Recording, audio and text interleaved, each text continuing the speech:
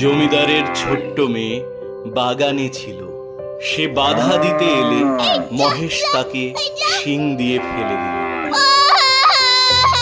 কি কাণ্ড! এই মামুনি! এই সর্বনাশ করলো! এই মামুনিকে মারলো! এই ধর ধর! আজকের গল্প শরৎচন্দ্র চট্টোপাধ্যায়ের মহেশ। আল্লাহ, আমাকে যত খুশি সাজা দিও, কিন্তু মহেশ আমার তেষ্টা নিয়ে মরেছে। তার চোরে খাবার এতটুকু জমি কেউ রাখেনি।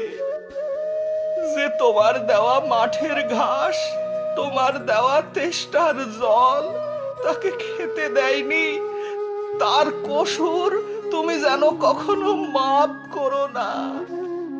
তুমি যেন কখনো মাপ করো না।